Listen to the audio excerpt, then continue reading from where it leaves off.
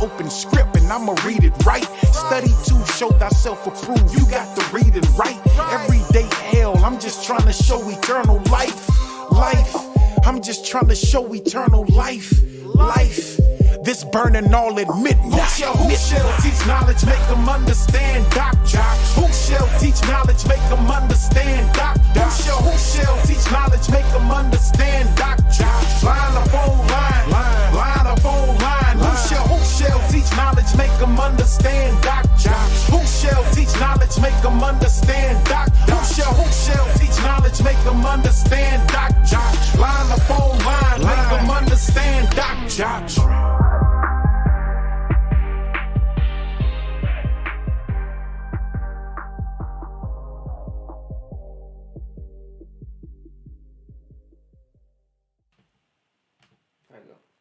Hey, peace and welcome everybody to another episode of Burning Midnight Oil.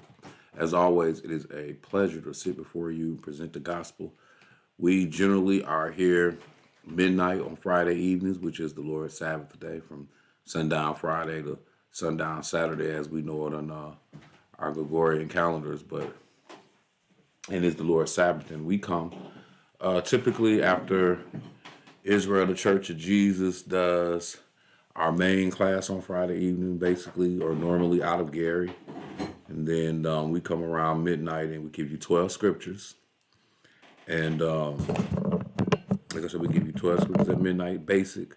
Real simple, like tonight, we're going to deal with, I'm Brother Jediah, that's not Sean, those that don't know. So tonight we're going to deal with the Antichrist. And like I said, we're here to try to keep stuff simple.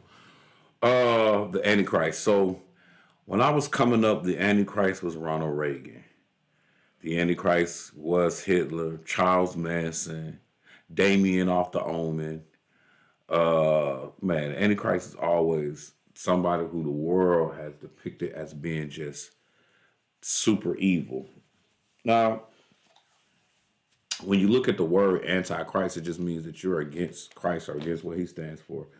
So what you find when you study in the Bible that there are, we can say all those people were anti-Christ. We can say that about millions of people, but at the end of the day, what we do know, the Antichrist that we are looking for to be here at the end, like when you start talking about the end times and there's going to be an Antichrist here, this person is a religious figure and he comes out of Rome. It will be what we know as the Pope.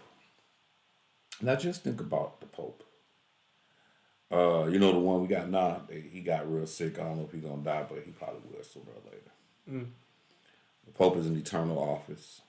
And once you get it, you don't lose it till you die. No, I thought one Pope retired. Yeah, but he retired. Oh. It's not like he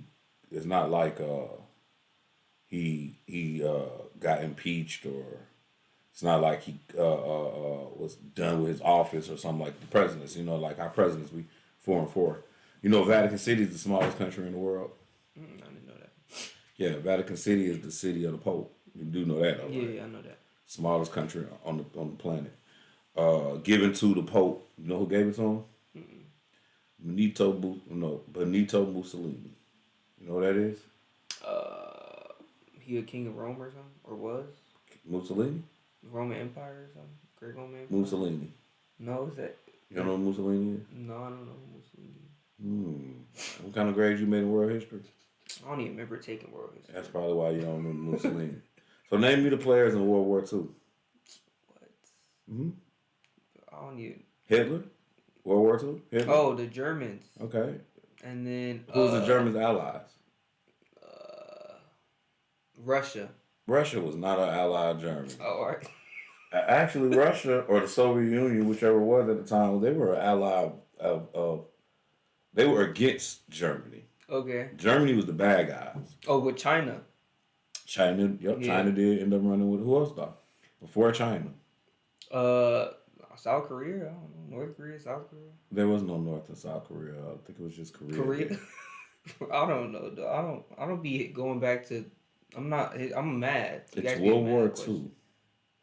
It's like less than 100 years ago. No, but like I didn't really dissect. You heard of them bombing Pearl Harbor.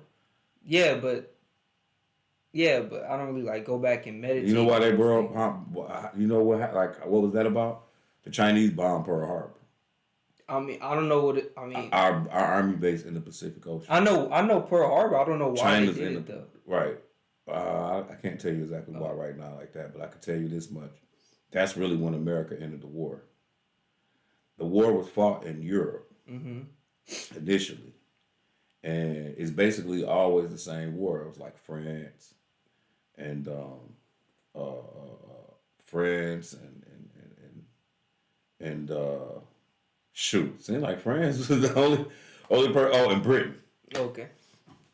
against basically Germany and Italy. Okay. Mussolini was the leader of Italy. Okay. Now, Germany being the bad guys trying to take over the world, we'll say, they got two sides. They got a Soviet side and a Europe side. Okay. Well, they're trying to beat both of them. So that's Okay. why they was fighting against the Soviet Union or Russia, Okay. which was Joseph Stalin. Okay. That's the leader of Russia at the time. Winston Churchill was the leader of Great Britain. Mussolini was the leader of Italy. That's who gave Vatican City over to the Pope. Okay. Okay. I can't believe that you didn't learn. I learned that in history. I didn't learn that from reading the Bible. That's history. I never was History like interested watching in- TV. I did watch TV. What the heck? For those that don't know, this is my son. All his life. I like math. Or Technically, history is math. oh my god, how is history math? Because everything that happens in history has a date that's on a timeline. I mean like timetable is math, not a timeline. But that is math. I could put a timeline on anything. That don't make it math. I woke up. But the timeline is math. I woke up at like The timeline 7 is the a.m. x-axis. Okay, dog. Just read the Bible, cause So at any rate, you guys, that's my son. So we're going to go ahead and look at the Antichrist. And what we're going to learn today is we're going to try to keep this real simple. But we're going to start this off with Deuteronomy 13. And the reason we're going to start off in Deuteronomy 13 is because when I teach the Bible, I always try to come with some writings of Moses. Well, I guess we could have had thou shalt have no other God before me. That would have been in the writings of Moses. Yeah. But we came here because we're going to burn this oil. So Deuteronomy chapter 13, and let's pick it up at verse 1 through 18. How much is 1 through 18? the entire chapter. We got a lot of that today. Okay. Let's go. If there arise among you a prophet or a dreamer of dreams, and giveth thee a sign or a wonder. All right, so this really, he talking to the children of Israel. But it don't matter. If there's a prophet or a dreamer of dreams, and he give thee a sign or a wonder. So that means he does some type of sign or wonder, like a miracle even. Yeah, miracle. Go ahead.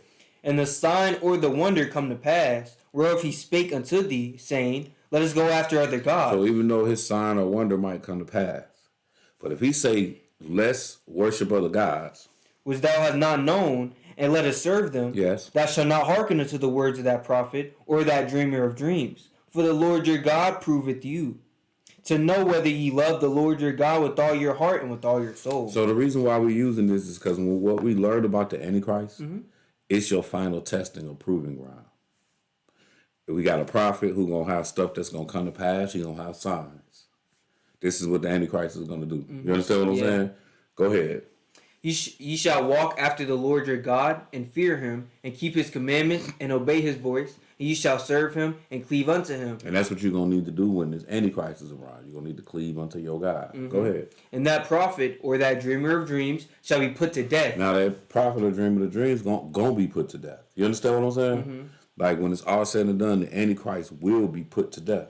Go ahead. Because ye have spoken to turn you away from the Lord your God, which brought you out of the land of Egypt, and redeemed you out of the house of bondage, to thrust thee out of the way which the Lord thy God commanded thee to walk in. So shalt thou put the evil away from the midst of thee. Yes. If thy brother, the son of thy mother, or thy son, or thy daughter, or the wife of thy bosom, or thy friend, which is as thine own soul, entice thee secretly, saying, Let us go and serve other gods, which thou hast not known, thou nor thy fathers, Yes. namely, of the gods of the people which are round about you, nigh unto thee, or far off from thee, from the one end of the earth even unto the other end of the earth, Yes. thou shalt not consent unto So him. we're still reading this out of the law of Moses because when we come up with this Antichrist, that's what's going to be happening. You're going to have to choose who you're going to serve. And it don't matter if your family telling you, hey, serve somebody else.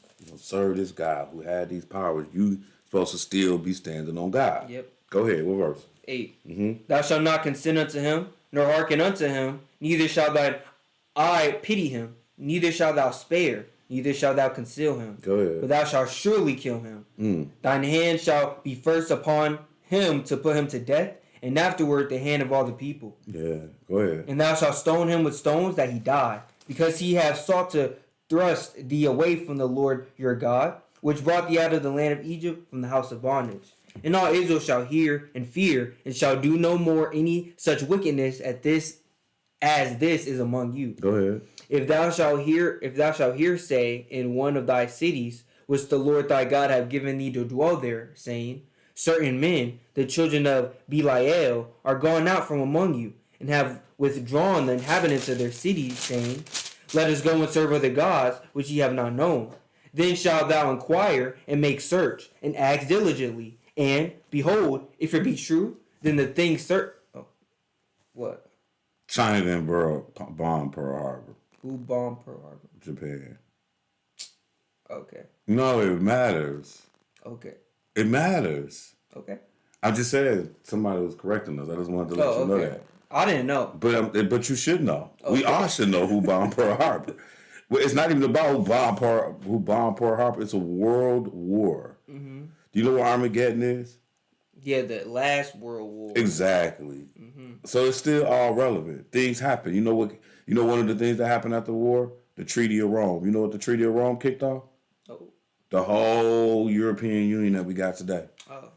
The enemy of God in the end, as we're gonna read, is Europe. Mm-hmm. It spins from World War II. Oh, I didn't know. And what happened after World War II? That's the setup stage for what the Lord, because you got to think. In Psalms 110, he said, and the Lord said unto my Lord, sit thy right hand till I make thy enemies thy footstool. Mm-hmm. So now Europe is being established as the enemy of the Lord. You got Treaty of Rome, even things like NATO, and the way Europe is moving, they are becoming a united nation. And they based it off of the United States. Yeah. Remember we was talking, I think maybe earlier or something, or maybe it was your sister I was talking to, but you know that countries are states. Yeah. Like England is a state. Well, I don't know if England, like France is a state. Germany is a state. You understand what I'm saying? Mm-hmm. And when they made the United States, they made the United States. Yeah. So the point that I'm getting at is, in Europe, that's what they're going to be. They're going to end up being the United Union. Mm-hmm. And it spirals from, because World War I and World War II is Europe like civil wars. Mm-hmm. You get what I'm saying? So what does America got to do with it? Well, America is created by Europe. Yeah. France and Britain, basically, right? And the Spanish, but mainly France and Britain. Yeah. So that means that at the end of the day, we're going to support and help them. Get what I'm saying? Yeah, I get what you're saying. Right. So the world worlds is a battle over Europe. Then, now that we have established Europe, the European Cold Treaty, things like that, now that Europe is a unified front, now after World War II began to expand and become the enemy of the Lord. Okay. What we're going to find out is Europe going to have two kings. Mm-hmm. They're going to have a military king and a religious king. This religious king is going to be the Antichrist that we're going to read about today. Okay. So you get the relevance of understanding why you need to know something about World War II, or even what is it. Again, the World War II is the end of the division of Europe. Mm-hmm. So now it's becoming unified. Different treaties, all of that after World War II. What does Japan and all them got to do with it? Because it's still a war and they was on the other side. Mm-hmm. That's the easy way of putting it. So appreciate that, Drew. We were just throwing it out there, meaning like we ain't had no books open. So I appreciate you making sure we got it right.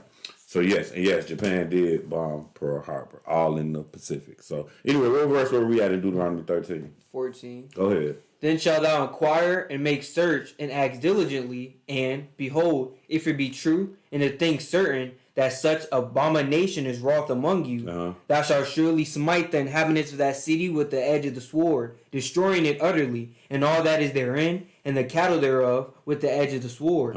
And thou shalt gather all the spoil of it into the midst of the street thereof, and shalt burn with fire the city, and all the spoil thereof every whit. For the Lord thy God, and it shall be an heap forever. Oh, that's why we bombed Japan. Like Hiroshima? Mm-hmm. Yeah. Because we got back on. Yeah, okay. We bombed them twice. I think the first one was, Hiroshima was the second. The first one was like Osaki or something. I don't know either. Yeah. But what I'm saying, that's why we did that. Mm-hmm. So again, I'm just reflecting back on you, Drew. I appreciate you correcting us. You know what I'm saying? We can stand to be corrected. We are just men. You know what I'm saying? We studying together, really. So I apologize for the error, too. But where we at? End of 16. Mm-hmm. Every whit for the Lord thy God, and it shall be a heap forever, and it shall not be built again. All right, that's good. So at the end of the day, at Deuteronomy 13, it's just talking about, like, if you destroy, you know, it's talking about false prophets, but ultimately, the Antichrist is going to be the ultimate false prophet. Yeah. All right. So let's go to Matthew chapter 24. And this is the chapter where we pretty much pick this up at. Like, when I say pick it up at, like, when you start talking about the Antichrist, especially around here at the Israel Church of Jesus and Israel of God and House of Jacobs and all that congregation of people, and you start talking about the coming of the Lord, really Matthew 24 is the chapter that we're going to all use as the base or the foundation for the coming of the Lord. So you say, well, you want to talk about the Great Tribulation, you're going to start here. You want to talk about the fact the Lord coming back. You want to talk here that he's going to come back to take the earth, that nobody's going up to heaven in the end. You're going to come here. Even when you want to talk about the abomination of desolation, you're pretty much going to come here to Matthew 24. So let's see what it says. Pick it up verse 1. And Jesus went out, departed from the temple, and his disciples came to him to show him the buildings of the temple. Do you know this temple we talking about? Which temple? I mean, no, but what is it though? Okay, so when we stand and pray and face Jerusalem, we face a temple that Solomon built, right? Yeah. Do you know when that temple was destroyed? No. That temple that Solomon built was destroyed when the children of Israel went into its first captivity under Nebuchadnezzar. Okay. So they destroyed that temple. Okay. All right. So they rebuilt the temple in the same location. Okay. When they came out of the captivity. So they was in captivity with Babylon, and then you got the Medes and the Persians is when they came out of captivity. Okay. Okay. Okay. So they built another temple. That temple they built during the Medo-Persian era, which is right after Babylon, which is the next. Basically, they might have been in captivity for some 70 years. Well, then the next empire, Medes and Persia, they rebuilt the temple, and then you got the Greeks, and now you're in the Rome. Okay. So Rome was the last empire before, was the empire that was around when Jesus was here. Okay. So that temple lasted from the Medo-Persian Empire through the Greek Empire, which the Greek Empire might have been about 300 years. That temple still lasted, and then it went from the Greeks to the Romans, and when Jesus was here under the Roman Empire. Okay. So this is the same temple that was rebuilt. So this is temple number 2. Okay. This temple has been destroyed. It's not there today. There will be an additional temple built by the Gentile. Okay. Then there will be an additional temple built by God when he returns. Okay. All at the same place. Oh, what? So that's why it's so important when you look at the temples right here. You know what I'm saying? Like what? And this is when we stand and we pray toward Jerusalem. We're praying toward this temple. You understand now? Okay, I understand. Okay. All right, go ahead. And Jesus went out and departed from the temple, and his disciples came to him to show him the buildings of the temple. And Jesus said unto them, See ye not all these things? Verily I say unto you, there shall not be left here one stone upon another that shall not be thrown down. So you see what he's saying about this temple number 2. And he said, do you ever remember sitting in class and we and Cyrus said build the temple, and we was building it in troublesome time. They had a sword in one hand. Yeah. And that temple. Oh, all right. The one the temple 2? Temple 2. When they had a sword and a book in the other? Yeah. Okay. No, they had a sword in one hand, and then they had the Oh, mortar in the other. Okay, cool. Yeah, I remember that. Okay, got it. It's okay. Lord. But I'm saying this is that temple. So now he's saying there's not going to be one stone left upon another of this temple. Okay. Left. Okay. All right. So this is a great temple. Go ahead. And as he sat upon the Mount of Olives, the disciples came unto him privately, saying, Tell us, when shall these things be? So they want to know, when is this temple going to be destroyed? Go ahead. And what shall be the sign of thy coming? And they want to know, what is it going to be like? What's the sign? How do we know you're coming? Go ahead. And the end of the world. Right. Now, just so we know, when they say the end of the world, they thinking like the end of like Rome. Okay. You know what I mean? Like, now don't get it twisted. The end of Rome to them is the end of the world. But they not thinking as big as it is. They thinking narrow. Yeah. Right. They don't understand what we understand. Yeah. Okay. But keep reading. And Jesus answered and said unto them, Take heed that no man deceive you. For many shall come in my name, saying, I am Christ, and shall deceive many. So he said, we're going to answer the question of the sign of your coming, the end of the world, and the destruction of the temple. The first thing we're going to do is make sure we're not deceived. So that's why we started off in Deuteronomy 13, because in Deuteronomy 13, it say even if dude got powers. Get what I'm saying? Yep. All right. So he say, don't let nobody deceive you. Verse 5. For many shall come in my name, saying, I am Christ, and shall deceive many. Right. So people going to come saying he the Christ. They're going to be coming in the name of Jesus, and they're going to be deceiving people, though. Yep. Okay? Go ahead. And ye shall hear of wars and rumors of wars. See that ye be not troubled. For all these things must come to pass, but the end is not yet. For nation shall rise against nation, and kingdom against kingdom, and there shall be famines and pestilence and earthquakes in diverse places. And so when he started talking about kingdom against kingdom, but then he like, and there should be famines and pestilence, these like disease and natural disasters, all that in different places. Okay, keep going. All these are the beginning of sorrow. Like the corona. That was the beginning of sorrows. Okay. Keep going. Then shall they deliver you up to be afflicted, and shall kill you, and ye shall be hated of all nations for my name's sake. All this is going to happen before the Lord come back. Yep. Go ahead. And then shall many be offended, and shall betray one another, and shall hate one another. And many false prophets shall rise, and shall deceive many. And because iniquity shall abound, the love of many shall wax cold. But he that shall endure unto the end, the same shall be saved. Go ahead. And this gospel of the kingdom shall be preached in all the world for a witness unto all nations, and then shall the end come. When ye therefore shall see the abomination of desolation, spoken of by Daniel the prophet, stand in the holy place, whoso readeth, let him understand. Okay, so now as you reading it, he said that many false prophets going to rise, and they're going to deceive many. Yep. And because of iniquity, the love of many going to wax cold. All this is going to happen as the Lord is returning. Then he says, but he that shall endure unto the end, that person going to be saved. Yep. So at the end of the day, the objective is to learn how to make it to the end. Period, point blank. All right? Survive the game. You know, like a lot of us might know, oh, well, it's some place where we could be. This is that place of safety time period. But at the end of the day, your objective is to survive the game. Like even now, your objective is to survive the game. If you never make it to the end, your objective is to what game? Man, your testing ground for whether you're going to serve God today, like if you're going to serve him today, you got to endure it to the end. All right, what verse we at? End of 15. Read 15 again. When ye therefore shall see the abomination of desolation, spoken of by Daniel the prophet. So what we're going to do today, too, is we got to go look at Daniel. And he said, well, you shall see the abomination of desolation spoken of. So we got to go find the abomination of desolation. Like when I think of abominable, first thing I really think of is the abominable snowman. But honestly, like what that does, it just let me know it's something terrible.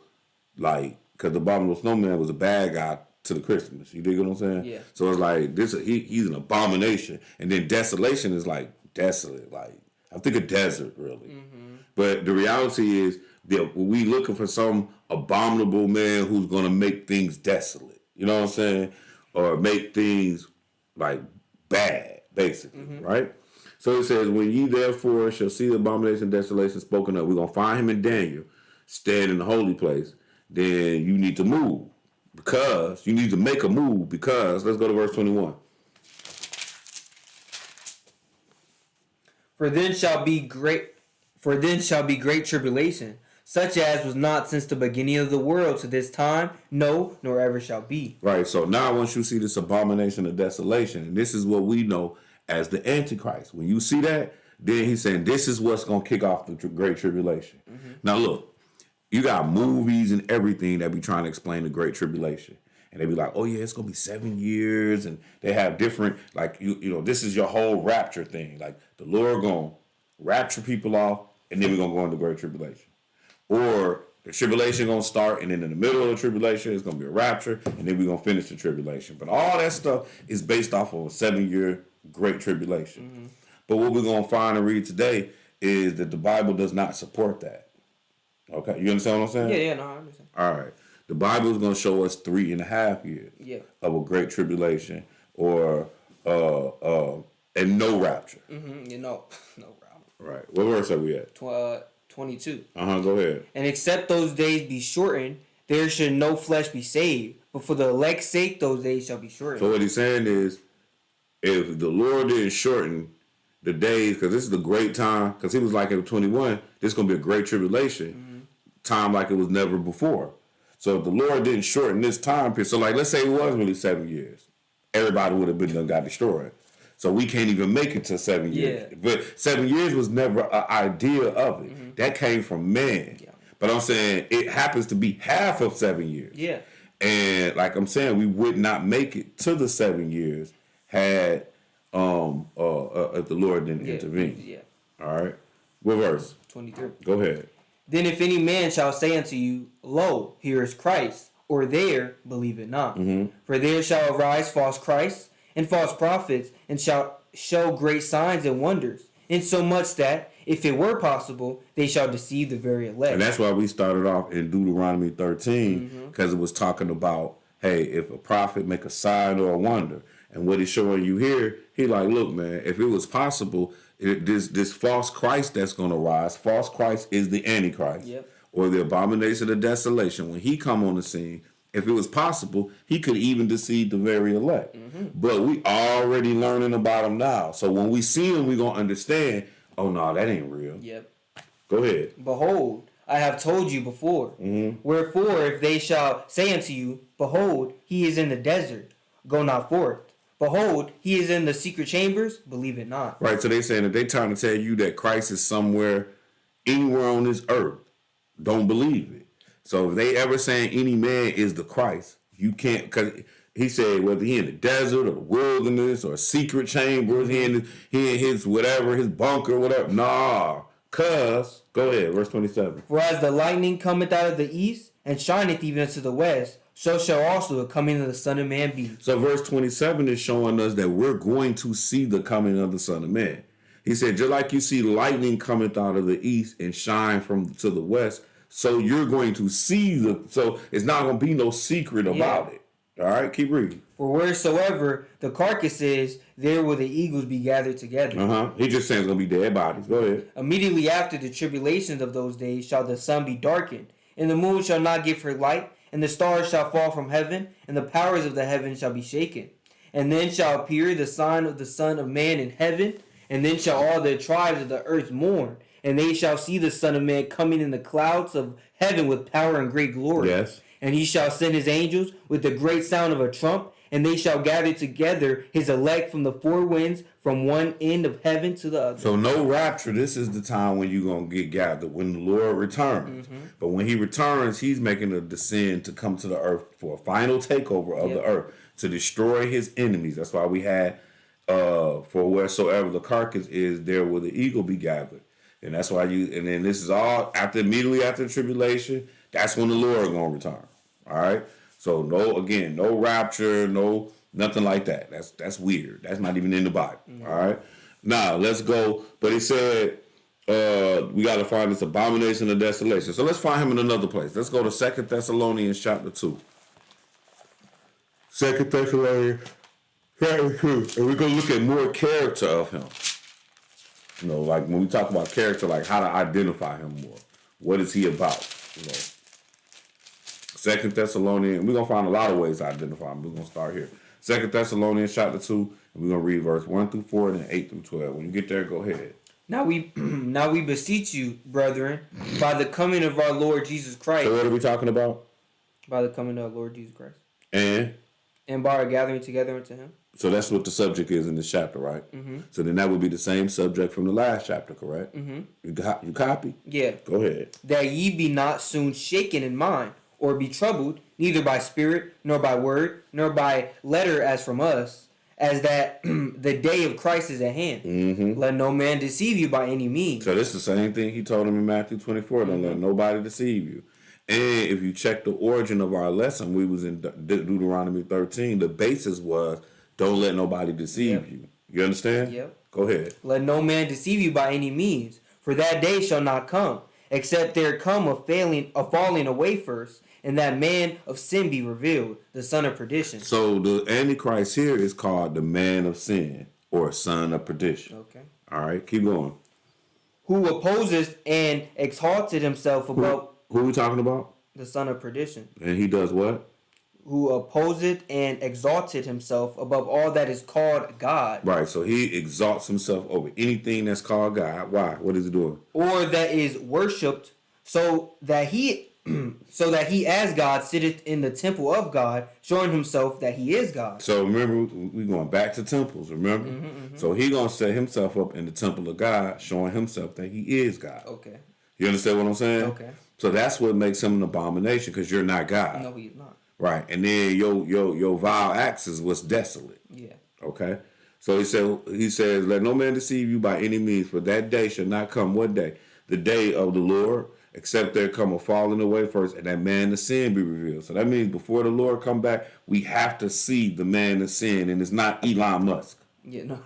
You get what I'm saying? Yeah. Elon Musk might people like that, Donald Trumps and all that, they might be players in making all this work. But the man of sin, this guy ain't coming. He's coming to replace God. Mm-hmm. Like nobody's ever seen God. This dude gonna have abilities. Elon Musk ain't walking on water. No. This dude may very well walk on water. I'll give you an example. In the days of Egypt, the Pharaoh had men that was able to pull off magical tricks, right? Yeah. Similar to the ones that Moses and them did, right? Mm-hmm. Okay then. So it's not beyond the realm of reality that some other evil entity, Antichrist, could walk on water. You get what I'm saying? Yeah. All right. So the objective is don't let nobody deceive you. All right. So verse 4 says, this guy opposes and exalts himself above all that is called God. That's all you're looking for. It's some man that's saying that he's a God, or that is worshipped, so that he as God sitteth in the temple of God, showing, and you looking for him to be in Jerusalem. Mm-hmm. If dude is in Texas, that ain't the, like what's the boy that was down in Waco, Texas? David Koresh, I think his name was. Yeah, he was on some more Antichrist type stuff, but he wasn't the Antichrist. No. Oh no, he had them people. They had got into a shootout with the feds and all kinds of, man. Look at him. Go check it out. Waco, Texas. David Koresh. I think it was what was they called?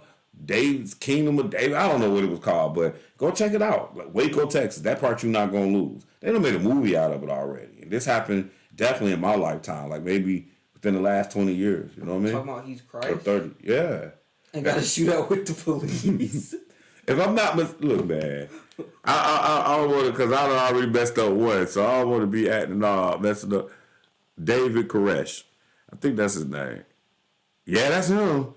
Yeah, that looked like him. Oh, 1993. Ooh, that was a while ago. American cult leader who played a central role in the Waco siege of 1993 as the head branch of the Davidians. That's what they was called. Davidians, a religious sect. Koresh claimed to be its final prophet. Yeah, like his apocalyptic biblical teachings include interpretations of the book of Revelation, stuff we're going to read today. The 7 seals. Yeah, that's him.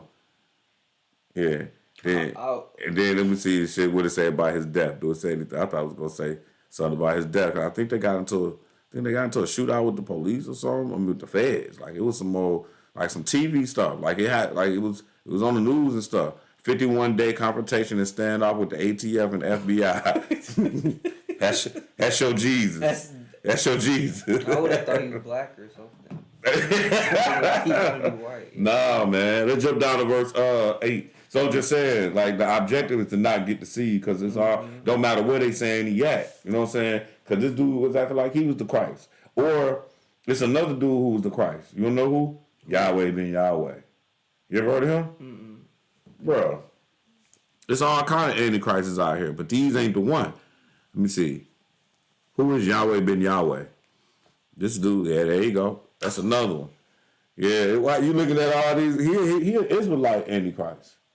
You know what I mean? And when you look at his story, him calling himself Yahweh ben Yahweh was him saying I'm like, Yahweh. Like that's a Hebrew interpretation of God. You know what I mean? So he like God, son of God, because Ben means son. Oh, or Jehovah. I think Yahweh is Jehovah, so it's like Jehovah, son of Jehovah. Yeah, he's tripping. He is tripping. You know what I'm saying? And but when you find out about Yahweh ben Yahweh, you're gonna find out he had some NFL players go to prison over murder. Yeah, like back in the like maybe early 80s, late 70s, something like that. You know what I'm saying? Down in Florida. You know what I mean? So anyway, it's not beyond the realm that people come trying to be the Christ. You dig what I'm saying? But we looking for a dude coming out the sky. Real talk. All right, let's jump down.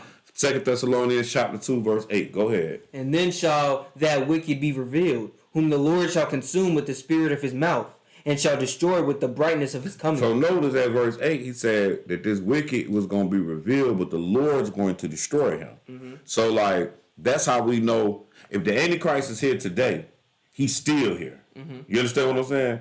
The Antichrist won't be done. By the time the Antichrist is destroyed, that means God done came back. Okay. All right, what verse? 9. Go ahead. Even him whose coming is after the working of Satan with this all... Antichrist, his working is after even him whose coming is after the working of Satan. So that's the spirit that he's operating in, the devil's spirit. Go ahead. With all power and signs and lying wonders. And he's going to have skills. He's going to have power and signs, lying wonders. So there's going to be somebody who's going to, like I said, he's going to be able to do stuff that you would think a prophet could do. Go ahead. And with all deceivableness of unrighteousness in them that perish, because they receive not the love of the truth, that they might be saved. And for this cause God shall send them strong delusion, that they should believe a lie, that they all might be damned who believe not the truth, but had pleasure in unrighteousness. All right, that's good. So let's go to Revelation chapter 6, and we're going to now introduce ourselves to the Antichrist. And look, so there's a book, you've seen it before, but you probably haven't read it, called Behold a Pale Horse. And this book is just a conspiracy book, really. Okay. Now, but the title comes from this chapter. Okay. So what this chapter is really the first story of Revelations. And what we mean by that is, so the first 3 chapters in Revelations is who we writing to. Right? The first 3 chapters, like chapter 3. And then to the angel of the church of Sardis. Right? Oh, yeah, the first 3. Yeah, the first 3. Then after that, John, who's having the vision, he's looking up into the heavens, and when he looks up into the heavens, he sees the throne of God. Well, when he sees the throne of God, they have a book, and it has seals on it. So this is what Revelations is about. Revelations is about this chapter right here. Okay. You understand what I'm saying? And we're going to see. Go ahead. And I saw when the Lamb opened one of the seals, and I heard, as it were the noise of thunder, one of the 4 beasts saying, Come and see. Yeah. And I saw, and behold, a white horse. And he that sat on him had a bow, and a crown was given unto him. And he went forth conquering and to conquer. So as John looking at the visions and he see one of these seals open, he's saying it was somebody who had like a bow and arrow. And he went out to conquer. Okay. This is a representation of the Antichrist, but we'll understand why later. Okay. You know what I'm saying? But keep reading. And when he had opened the second seal, I heard the second beast say, Come and see. Yes. And there went out another horse that was red, and power was given to him that sat thereon to take peace from the earth. Right. So now we're seeing that when you're looking at these seals, the first seal introduced a person who was a conqueror. The second seal is saying that, hey, peace gonna be taken away from the earth. And that they should kill one another, and there was given unto him a great sword. Now remember what you read in Matthew 24. The worst time ever. Yep. All right. Keep reading. Verse 5. And when he had opened the third seal, I heard the third beast say, Come and see. And I beheld, and lo, a black horse. And he that sat on him had a pair of balances in his hand. And I heard a voice in the midst of the 4 beasts say, A measure of wheat for a penny. So he's saying here, hey, we going to measure wheat. You eat wheat, right? Yeah. Bread, Yeah, right? bread, yeah. All right, for a penny. Go ahead. And 3 measures of barley for a penny. Right. And see thou hurt not the oil and the wine. So what we really getting at is, it said at verse 5, and he that sat on him had a pair of balances. You know, like if you hold and it's like bang, bang. And, well, that's what they use to measure the food and stuff. But at the end of the day, this is just a representation saying, hey, he going to control your food too. They go, yo, buying, you can't buy and sell unless you get the mark of the beast. Keep going, though. And I heard a voice, verse Tell 7. us where we at. Verse 7. And when he had opened the fourth seal, I heard the voice of the fourth beast say, come and see. Uh-huh. And I looked, and behold, a pale horse, and his name that sat on him was Death. Yeah. And hell followed with him, and power was given unto them over the fourth part of the earth, to kill with sword, and with hunger, and with death, and with the beasts of the earth. And So what we're seeing now is, and remember we had already read, this is going to be the worst time ever. So now we're seeing here that, hey, and I looked and behold a pale horse, verse 8. And the name of him that sat on him was Death, and hell followed with him. And power was given unto them over the fourth part of the earth to kill with the sword. So we're talking about killing the fourth part of the earth with sword and with hunger and with death and with the beast of the earth. Yep. Dang, so animals going to be killing, helping to kill? That's gruesome. All right, so those are your first 4 seals. Now, watch seal number 5. Go ahead. And when he had opened the fifth seal, I saw under the altar the souls of them that were slain for the word of God and for the testimony which they held. Now, we already seen this is going to be the worst time ever. And we're going to even learn that when this Antichrist is in existence, people going to be dying for the word of God. Yeah.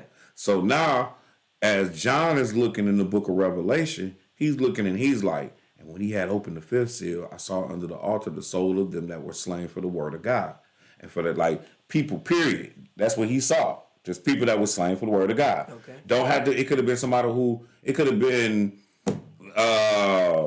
let's just say the prophet Obadiah. I don't know if he was slain for the word of God. We're just going to act like he was. You know what I'm saying? So then he saw Obadiah, the prophet. So it wasn't like he saw people that were slain in the future or all the way in the, he just saw the souls of them that, this is what he's looking at. Okay. Go ahead. And they cried with a loud voice, saying, how long, O Lord, holy and true, dost thou not judge and avenge our blood on them that dwelt on the earth? So now the people that's dead, and they dead, it's just a vision. Yep. But they saying, well, how long is it that that you gonna be avenging their blood, that's them that dwell on the earth?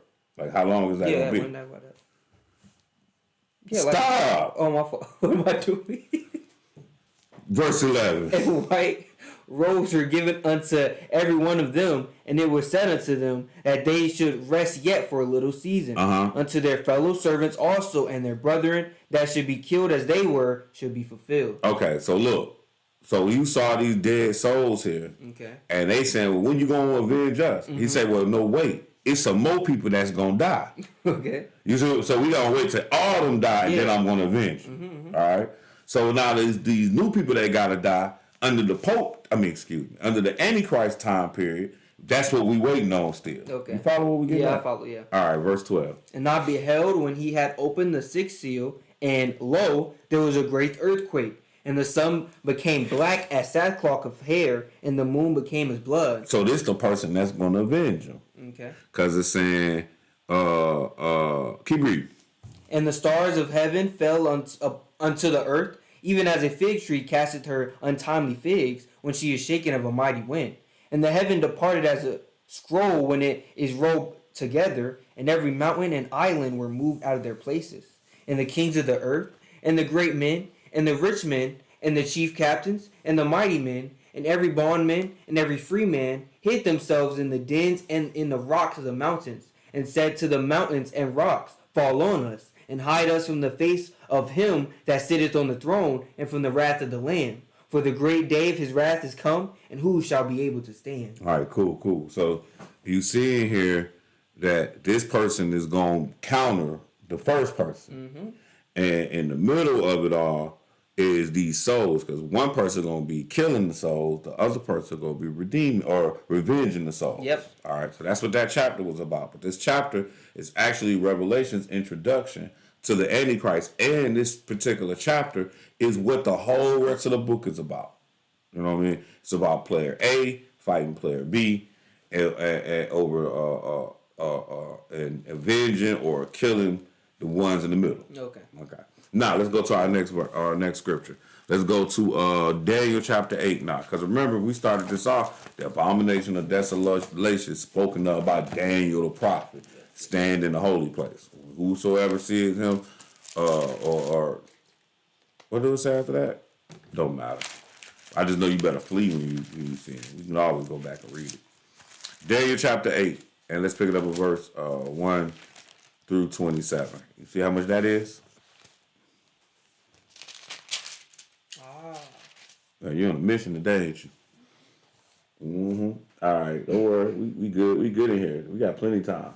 Daniel chapter 8, and let's pick it up verse 1 through 27. I'm going to help you guys, though, with this, okay? Go ahead.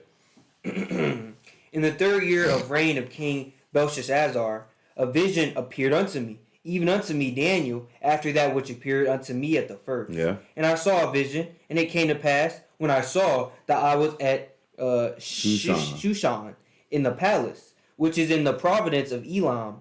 And I saw in a vision, and I was by the river Ulai, whatever. Ulai. Okay. Then I lifted up mine eyes and saw, and behold, there stood before the river a ram which had 2 horns.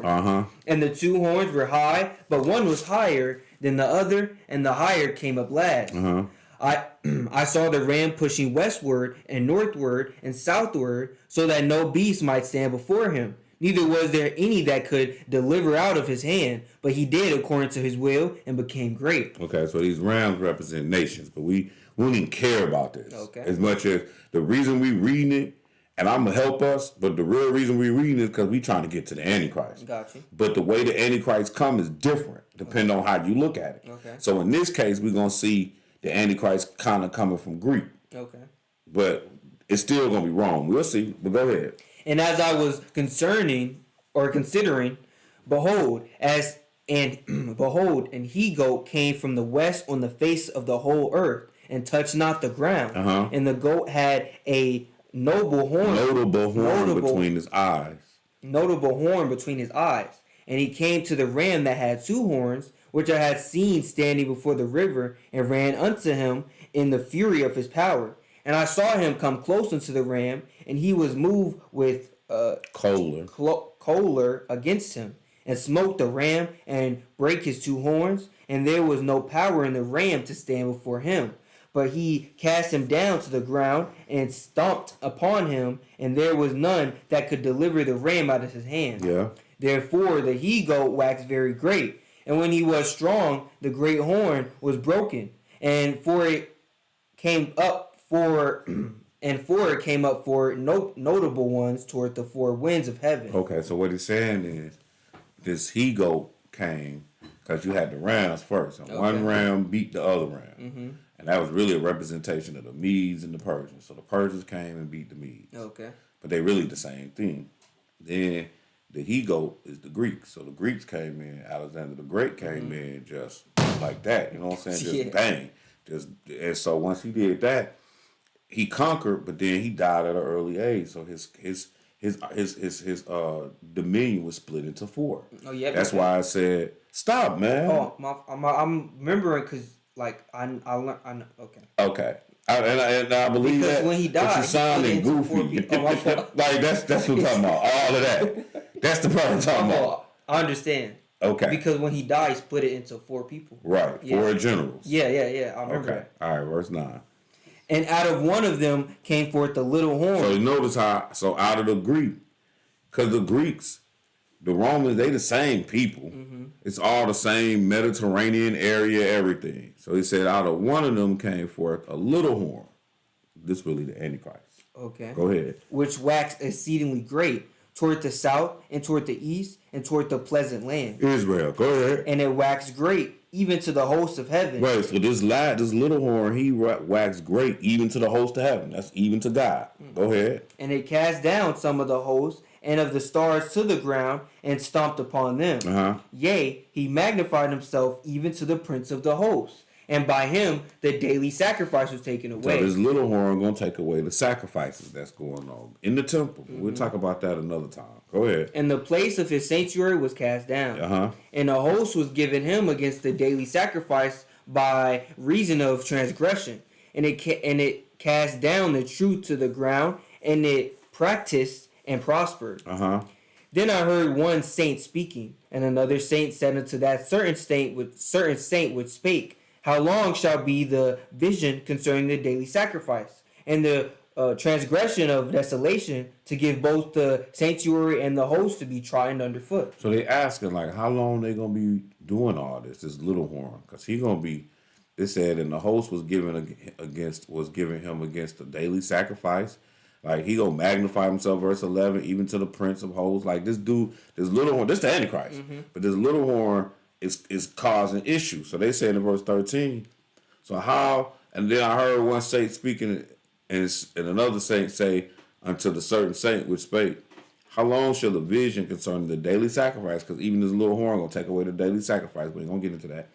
And the transgression of desolation, to give both the sanctuary that's inside the temple and the host to be trodden underfoot. Go ahead. And he said unto me, Unto 2,300 days, then shall the sanctuary be cleansed. So that's the 2,300 days that you might hear some people talk about. Brother Nate did a lesson on it before. And he said it's going to be 2,300 days before the sanctuary is clean. And that's more than 3.5 years. Anybody that's trying to figure out the math work, and they understand what 3.5 years is, which is the length of time of the Great Tribulation. That 2,300 days, the Great Tribulation sits inside of that 2,300 days. All right, but keep reading. Verse 15. Verse 15. Yes, sir. And it came to pass, when I, even I, Daniel, had seen the vision, and saw for the meaning, then, behold, there stood before me as the appearance of a man. And I heard the man's voice between the banks of Ulai, which called and said, Gabriel, make this man to understand the vision. So Gabriel is about to start talking to him. Get him. That's why we be saying Gabriel, the Holy Ghost, because he always coming to give you understanding when we read about him in the Bible. So anyway, he said, and I heard a man's voice between the bank of Ulai, which called and said, Gabriel, make this man to understand the vision. Go ahead. So he came near where I stood, and when he came, I was afraid, and fell upon my face. But he said unto me, Understand, O son of man, for at the time of the end shall be the vision. So he said everything that we all know is about the end time. Go ahead.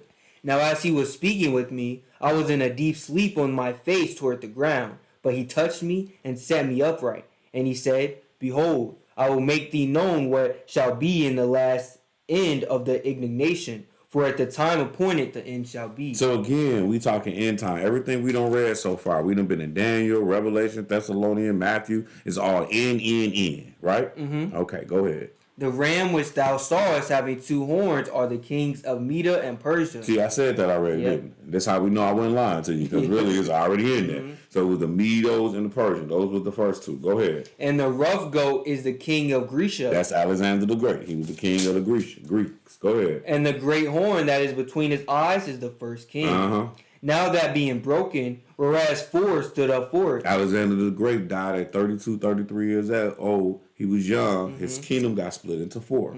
Go ahead. 4 kingdoms shall stand up out of the nation, but not in his power. But they're not going to be as strong as Alexander the Great. Go ahead. And in the latter time of their kingdom, when the transgressors are come to the full, a king of fierce countenance. So now we get into this Antichrist. So because he coming out of Rome. That's who came after the Greeks.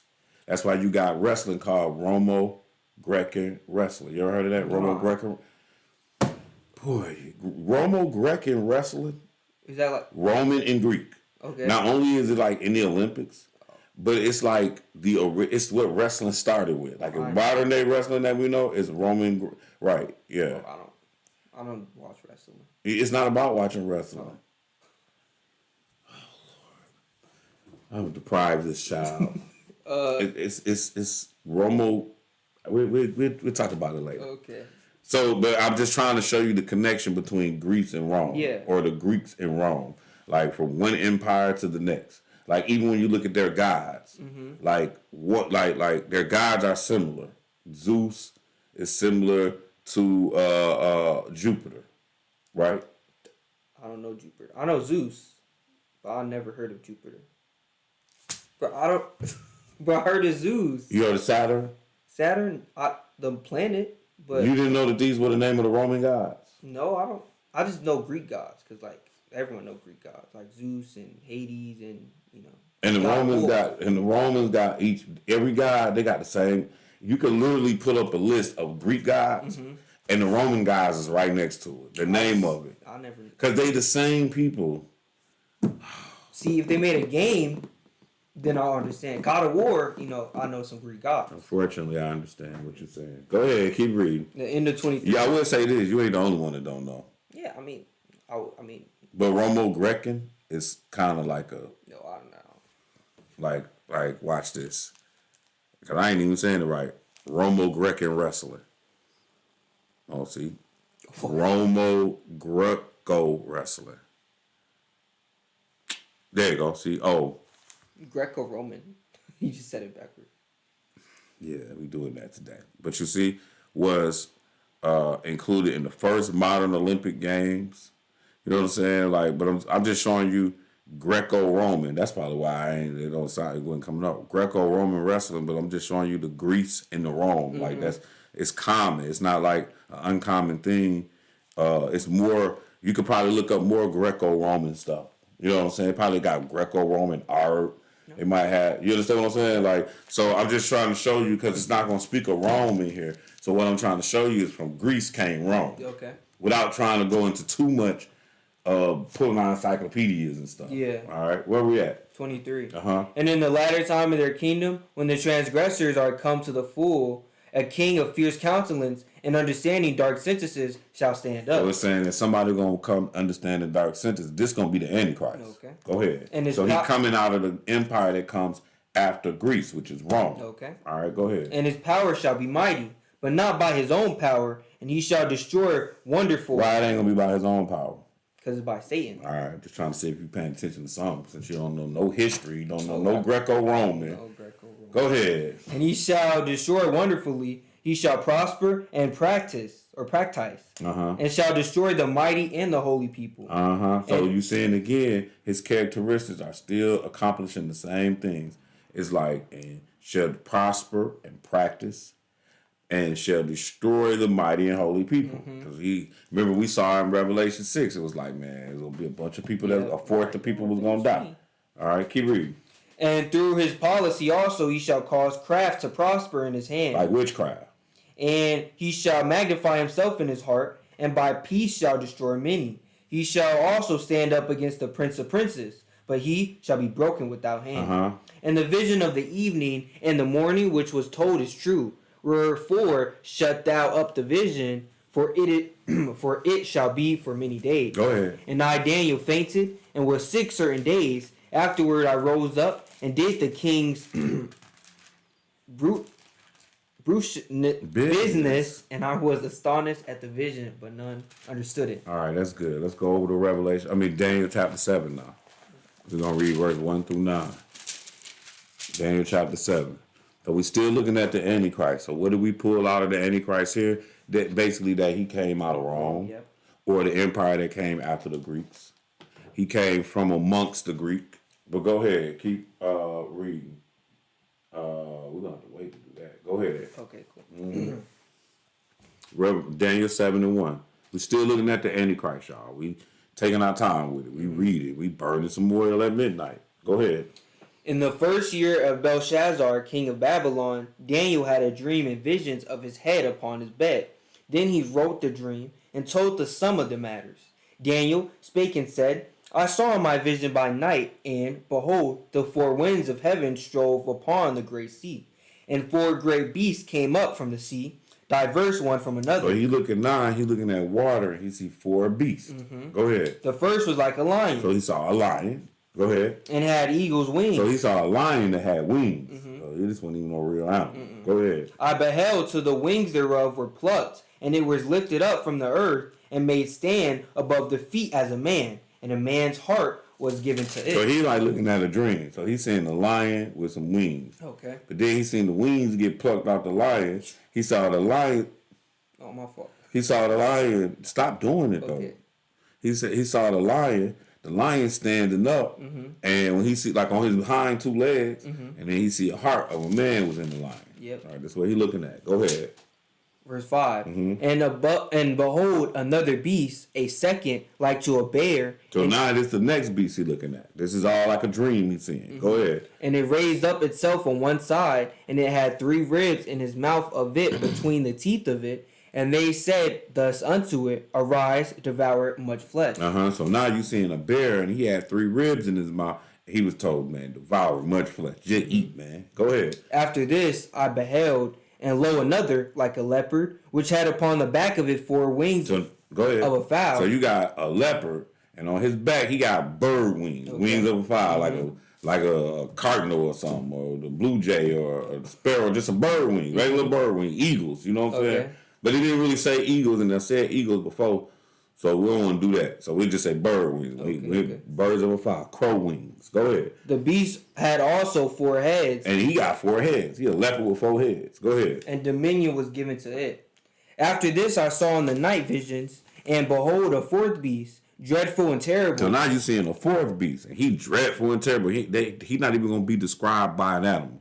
This ain't no rhinoceros. This ain't no hippo. This ain't no snake. You know what I mean? So he's like, this is just a dreadful and terrible beast. Go ahead. And strong exceedingly, and it had great iron teeth.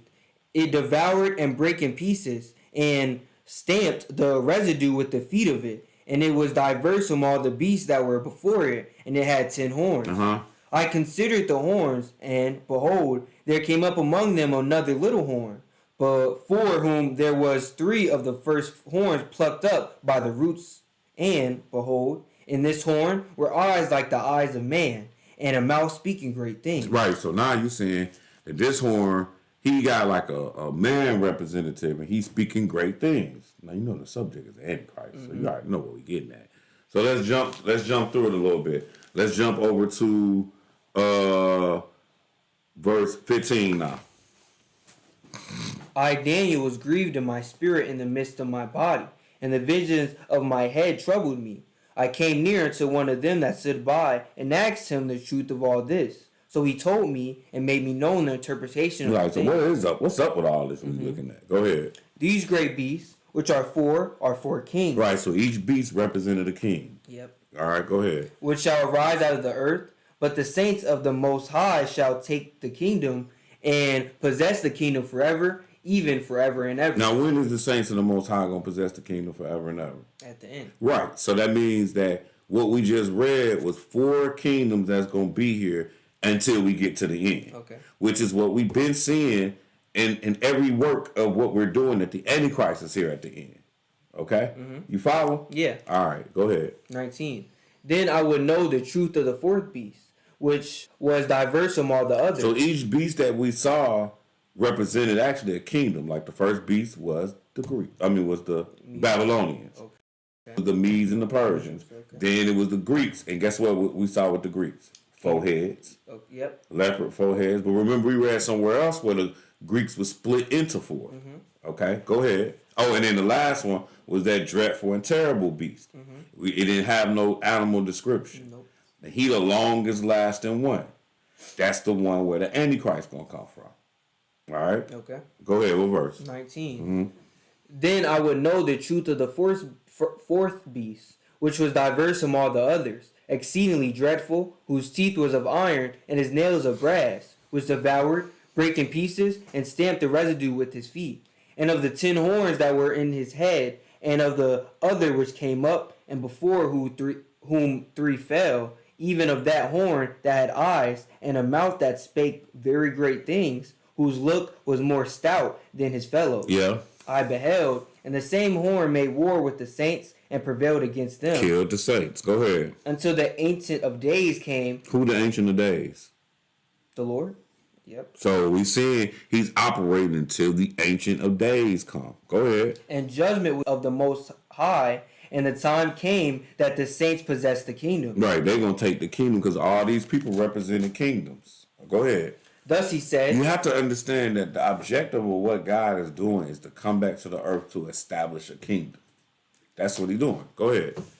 23. Thus he said, the 4th beast shall be the 4th kingdom upon the earth. which shall be diverse from all kingdoms, and shall devour the whole earth, and shall tread it down and break it in pieces. So he's saying this last kingdom gonna be different than Greek, than the Medo-Persians or the Babylonians. Okay, because really it's gonna endure longer. The still here to this day. We was talking about Vatican C. That's still this wrong. Go ahead. And and the 10 horns out of this kingdom are 10 kings that shall rise, and another shall rise after them, and he shall be diverse from the first, and he shall subdue 3 kings, and he shall speak great words against the Most High. Talking about that little horn that came. Remember, it was like a little horn, and it said that he had a mouth speaking great things. Verse 8, I considered the horns, and behold, there came up among them another little horn, for whom there were 3 of the first horn. So, so the 10 horns that you saw all represented nations. But then this last horn represented the king of basically everybody. Okay. All right. Of these nations. What verse? 25. Uh-huh. And he shall speak great words against the Most High. It's the Antichrist again. He's going to speak great words against the Most High. Go ahead. And shall wear out the saints of the Most High. Yeah. And think to change times and laws. Yeah. And they shall be given into his hand time and times and the dividing of time. But go ahead. But the judgment shall sit, and they shall take away his dominion to consume and to destroy it unto the end. Uh-huh. And the kingdom and dominion and the greatness of the kingdom under the whole heaven shall be given to the people of the saints of the Most High, whose kingdom is an everlasting kingdom, and all dominion shall serve and obey him. And remember, we saying that the objective is to set up the kingdom. Like when you look at the Lord's Prayer, our Father which art in heaven, hallowed be thy name, thy kingdom come. So that is the objective of what, or the game plan of what God is trying to do. But again, like we said, we stated, sit thou at my right hand. This is from Psalms 110. When the Father is talking to the Son, saying, you stay here till I make your enemies your footstool. So the Lord not going to come and just beat up on like Antarctica. Yeah. You get what I'm saying? He want to beat up on a nation who feel like they strong enough to compete. All right? So let's keep it moving. We're going to get up out of Daniel for a little bit, and we are now going to go to Revelation chapter 13. And you're going to read verse 1 through 18. So I'll let you look and see how much that is. Burning that oil tonight, ain't you, sir? Yes, sir. You got some reading in this week? Yes, sir. Revelation chapter 13. And we're going to pick it up at verse 1 through 18. And when you get there, go ahead. And I stood upon the sand of the sea, and saw a beast rise up out of the sea, having 7 heads and 10 horns, and upon his horns 10 crowns, and upon his head the name of blasphemy. So look, we saw, read the next verse. And the beast which I saw was like unto a leopard, and his feet was as the feet of a bear, and his mouth as the mouth of a lion. And the dragon gave him his power, and his seat, and great authority. So a lot of things are similar to what we've already read. Like, for example, how we was in Daniel and we saw like 4 animal kingdoms, and they were really representing nations, Babylon, Medes and Persians. All right. Then we also saw the dragon gave him his power. We've been seeing ever since we talked about the man of sin that he's getting his power from Satan. So what we've done now is merged all our reading together to take us here. Okay. You get what I'm saying? We merged Thessalonians, we merged Revelations and Daniel 8 and 7 to get us here. You follow? Yep. All right. Because again, here, all we doing is trying to touch the surface. I'm trying to make a difficult subject easy. That's all. So, I mean, I can go into great depths with all of this, with each chapter, but I'm trying to keep it as simple surface as possible because the objective is to set the foundation for you to continue your studies. You understand? Yeah, I understand. Okay. We have taken, so now that we're in Revelation 13, it's like we have taken the Daniel 8 and the Daniel 7 and Thessalonian, put it together so we can get here. So let's keep moving. Go ahead. Verse 4. And they worshipped the dragon which gave power unto the beast, and they worshipped the beast, saying, Who is like unto the beast? Who is able to make war with him? And there was given unto him a mouth speaking great things and blasphemies. And power was given unto him to continue 40 and 2 months. And he opened his mouth in blasphemy against God, to blaspheme his name, and his tabernacle, and them that dwelt in heaven. And it was given unto him to make war with the saints, and to overcome them. And power was given him over all kindreds, and tongues, and nations. And all that dwelt upon the earth shall worship him, whose name are not written in the book of life of the Lamb slain from the foundation of the world. Go ahead. If any man have an ear, let him hear. He that lendeth any captive shall go into captivity. He that killeth leadeth. Oh, he that leadeth into captivity should go into captivity, but he that killeth with the sword must be killed with the sword. Here is the patience and faith of the saints. Now, what we read so far that we want to keep or that we want to use later in our study for this. Verse 3, and I saw one of his heads as they were wounded to death. Rome, right? When did Rome fall? Because that's the empire that came after Greek, right? When did Rome fall? I'm not sure. Did you pass world history? Yeah, I passed all my classes. What was your grade in world history? Probably A. And you don't know when Rome fell. You don't even have a clue. No. Okay. When was Jesus here? What do you mean when? Like what time? What year? Probably like, I don't know, 30 BC, AC. Around there somewhere? Yeah, like around that All time. right. Okay. So Rome was ruling when Jesus was here. So 2,000 years ago, right? Okay. Rome was ruling. Okay. All right. So that was this 2025. So the year 25, Rome was ruling. Okay. What about 125? Was Rome ruling? The year 125 was Rome ruling. Yes. 225 was Rome ruling. Yes. 325 was Rome ruling. Yes. That's the Council of Nicaea. Okay. That's when they established the Sabbath. So 300 years, pretty much, from after Jesus, Rome was still ruling. 425 was Rome ruling. Yes. Okay. And then between 425 and 600, Okay. Rome got beat up by barbarian nations. So they fell. Okay. And the next kingdom to rose really was the Muslims. The Muslims started their run in the 600s. 622 is when they started. Okay. And then by the time you get to 1,000 years later from today, is the clash between the survival of Rome and the Muslims. Okay.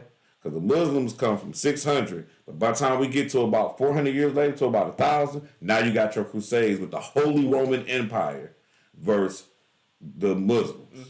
Okay? So Rome fell about 400, but by 1,000, Rome was back. Okay.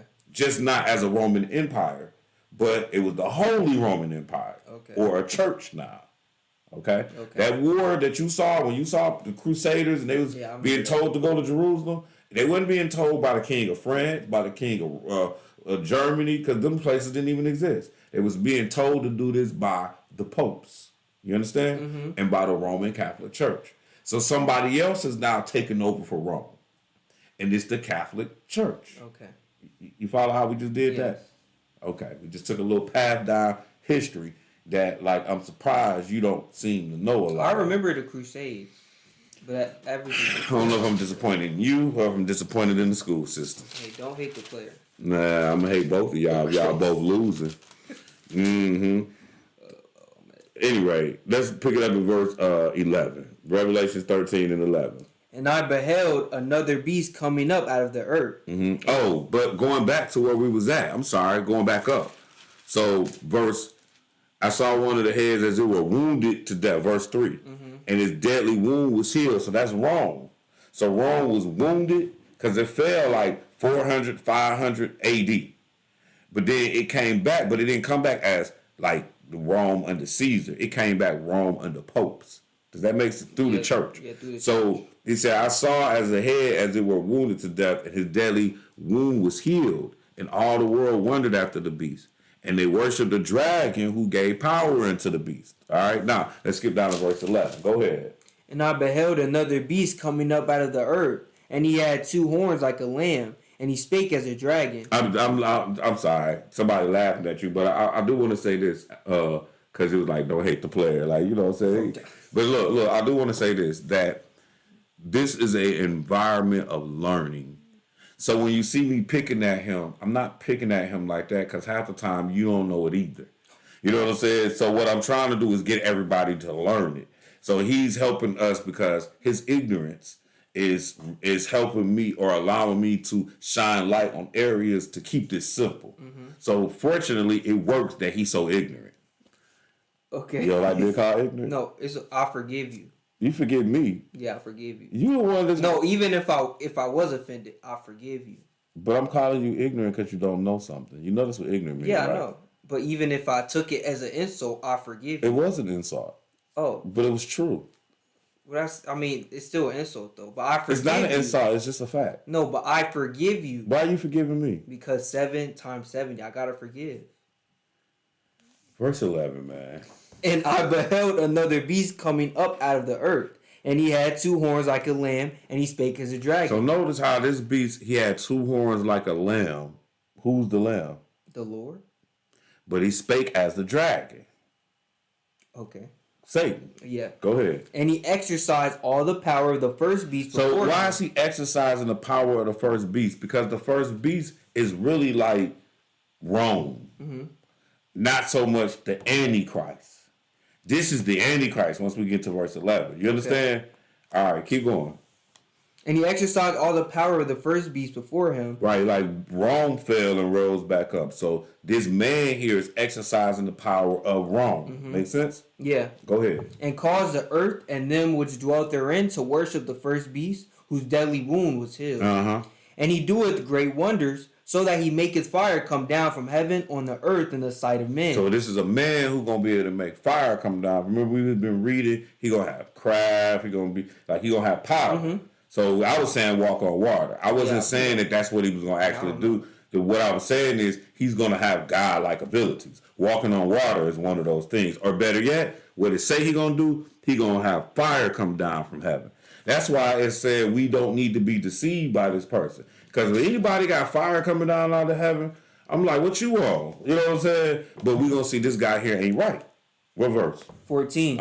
And deceived them that dwelt on the earth by the means of those miracles which he had power to do in the sight of the beast, saying to them that dwelt on the earth that they should make an image to the beast, which had the wound by a sword and did live. Right, so they said they're going to make an image that's representing this beast now. And we can also look at the beast as the whole thing. Okay. All right, go ahead. And he had power to give life unto the image of the beast. Yeah. That the image of the beast should both speak and cause that as many as would not worship the image of the beast should be killed. And he caused all, both small and great, rich and poor, free and bond, to receive a mark in their right hand or in their forehead. So this is where we get that mark of the beast. So when your partner was talking about, what are you saying? Elon Musk is getting us ready for the mark of the beast? Yeah, like he's starting the path. But I don't know if that's true. The path been started. Oh, well. Elon Musk just on the path with the rest of us. Oh, wow. You know what I'm saying? At the end of the day, Elon Musk is not the player. Yeah, no, he He's just a piece of the game. You know what I'm saying? Whether he a big piece or a little piece is not even relevant. You know what I'm saying? It's all just moving toward this direction. Yeah. But at the end of the day, it's saying that this Antichrist is going all both small and great, to rich and poor, free and bond, to receive a mark in their right hand or in their forehead. So your right hand is where? Touch it. So we can all see it. Okay, that's your right hand. And where's your forehead? So you can have a mark one of them two places. You get what I'm saying? Whether it's a chip, I mean, we can sit here and deliberate it, but at the end of the day, we don't know what it is right now. Because if we knew what it was, we'd be telling you what it was. Like, you understand what I'm saying? Yeah. Like some people are, oh, it's the RFD chip. We could be wrong. I don't know what that's it. You know what I'm saying? Like they put microchips in dogs now. They doing all kind of stuff. All these things could be preludes to it. But at the end of the day, we can't even say we don't know what it is. What we do know is when we get to the point when we see this abomination of desolation, whatever is in play that you need to have in order to buy and sell, don't take that. Okay. That's what we're getting at. I don't care if it's a rabbit's foot. You know what I'm saying? What I'm saying? You got to hold it in your right hand when you go and wave the rabbit foot in the air or something, or scratch your head with. I don't care whatever they use it for you to buy and sell. When we get to this time of the Great Tribulation, when we get to this time of the Antichrist, when this man goes to Jerusalem and professes himself to be God, bringing in a false level of peace, things of that nature, whatever they're using. And it's going to be something identifiable because it says in your right hand or in your forehead. Right. That forehead part really make it identifiable. Yeah. If it was your right hand, my right hand could be in my pocket. You get what I'm saying? Like you can't miss that forehead mark. All right, go ahead. Like them people be having dots on their forehead. Yeah. That's my point exactly. Well, you missed it, did you? No. That's my point exactly. What verse? 17. All right, thanks. And that no man might buy or sell, save he that had the mark, or the name of the beast, or the number of his name. Now, that dot on them folks' forehead is a prelude to it, too. Really? You got a dot on your forehead. He just said you're going to receive a mark on your forehead. You asking me, really, is that a prelude to it? Like, do you have a dot on your forehead? No. So that means somebody in their wise, dumb mind thought we should dot up our people. What spirit is that? Yeah, it's a prelude. You get what I'm saying? Yeah. It's like everything works. Oh, that's crazy. Like, think about what Romans say. All things work. Mm-hmm. All things. All right? You got to remember, the Lord is calling the end from the beginning. Mm-hmm. Every move he makes, it's like a chess game. It's setting up for the victory. Every move, whether you're moving a pawn or whether you're moving a knight and a queen. You get what I'm saying? Yeah. Every move. Anyway, what verse? 18. Uh-huh. Here is wisdom. Let him that hath understanding count the number of the beast. For it is the number of a man, and his number is 666. So this is where that 666 come from. And like I said, they done had all kind of 666s. Ronald Reagan was a 666. The real 666 is vicarious Philadelphia. You ever heard of that term? Yeah. What does it mean? In the Bible. What does it mean? Vicar of Christ. Oh, what does Vicar of Christ mean? Oh, he stuck you with one, huh? Vicar means replacement. So replacement of Christ. Yeah. But still, that you even knew Vicar of Christ, man. Yes, sir. Man. Yes, sir. All right. Vicarious Philadelphia. That's what that. And when you take that Vicar of Christ, which is English, Vicarious Philadelphia is a title that's actually engraved in the Pope's in his helmet. Yeah. And when you take that and you bring it into its Latin form and put it into Latin numbers, it does come out to be 666. That is the number of that man. All right. Now, let's keep it moving down. We got a lot more. Let's go to Daniel chapter 11. I'll work you out today, huh? Yeah, my water's gonna be gone. You didn't get your dad no water, though. I thought you had water. That was not my water. That water up in here, if you would have cleaned up the office like I told you before, you would have threw that water away. Why would my water be sitting in here? Because you always sit there. Like, during Burnham, Everybody sits here. People be in here? Yes. Yes, we was just up here filming the Bible in Plain View. Yeah, but over there. No, the Bible in Plain View, but they film over here, but they sit over here. Oh, I didn't know they sit. Because you don't be up here. Oh, I'll be up here though, because I'm about to lose a job. So that is not what's happening. Do not lie like that on national YouTube. You are not losing your job. We'll talk about that later. Okay. Daniel chapter 11, verse 31. An arm shall stand on his part. So we back on this Antichrist, and we, because remember it said the abomination of desolation spoken of by Daniel the prophet. Yep. You get what? So we got to go back to Daniel to always get understanding on this. So now arms, you know what arms is? Armies. Okay, yeah, like arms, like you got ammunition, weapon, right? So arms shall stand on his part. Go ahead. And they shall pollute the sanctuary of strength, and shall take away the daily sacrifice, and they shall place the abomination that make it desolate. See, and that's what we were talking about. The abomination of desolation was spoken of by Daniel the prophet. So now we say this guy he said they should place the abomination that make it desolate. Go ahead. And such as do wickedly against the covenant shall he corrupt by flatteries. Yes. But the people that do know their God shall be strong and do exploits. So it's going to be during this abomination of desolation time period, it's going to be people out here who know their God. They're going to be exploiting this guy like he's the Antichrist. Yeah. Because he's going to be tricking everybody. Mm-hmm. But it's going to be people like you stuck over here and not making it to the wilderness. No, I'm just playing, son. But it's going to be people like us, though, for real, that's going to be exploiting what this Antichrist is doing, because again, he would deceive everybody if he could. Go ahead. 33. And they that understand among the people shall instruct many, yet they shall fall by the sword. Remember, this is a testing ground, so people are going to be falling by sword and what else? And by flame. Remember, he going to have the ability to make fire come out the sky. Go ahead. By captivity and by spoil many days. They're going to put you in jail, whatever they got to do, many days. This is how he going to be dealing with you. Go ahead. Now, when they shall fall, they shall be opened with a little help. He say, now, when these people that's doing the exploit fall, they're going to have a little help during this time period. Okay. We're going to look at that shortly. Go ahead. But many shall cleave to them with flatteries. And some of them of understanding shall fall, to try them, and to purge, and to make them white, even to the time of the end, because it is yet for a time appointed. Mm-hmm. And the king shall do according to his will, and he shall exalt himself and magnify himself. Slow down. Read this verse right here again. Go ahead. 36. Mm-hmm. And the king shall do according to his will. Yeah. And he shall exalt himself and magnify himself above every god. You see what this man gonna do? That's how we still talking about this man of sin, right? Yep. You get what I'm saying? Yeah. Keep reading. And shall speak marvelous things against... Like, if nothing else, what you seeing is how we connecting the dots with the Bible. Mm-hmm. You know what I'm saying? Things are too similar, and they all lead into a path of the end of the coming of the Lord. Ain't that what we answered in Matthew 24? Yep. You get what I'm saying? Like, this is how the Bible is. This is how the Bible is properly taught. This is I'm going through a very basic Antichrist formula. Mm-hmm. You get what I'm saying? This is nothing difficult. All this is surface level. You understand? And what you're doing is you're looking at it, and you are looking at the end. Oh, at the end. That's really what we're doing here at the end, and we're looking at, remember, the end ain't got but two players. Mm-hmm. Jesus Christ and the Antichrist. When you look at the end. All right? But go ahead, what verse? 36. Give us that. And the king shall do according to his will. Come on, this Antichrist. Go ahead. And he shall exalt himself and magnify himself above every god, yes. and shall speak marvelous things against the God of gods, yes. and shall prosper till the indignation be accomplished. For that is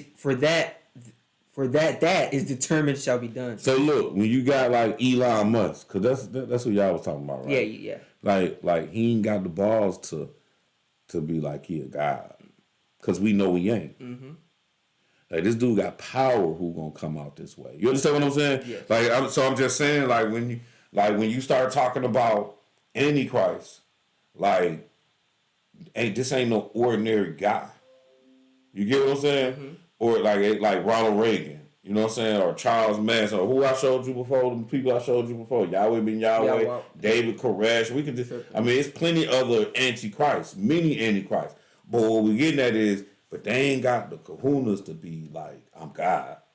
Not like this. This dude actually doing magic. Mm-hmm. Or, miracles or whatever you want to call them. Evil spiritness or whatever you want to call them. I don't know. But go ahead. What verse? Let us know. 37. Yeah.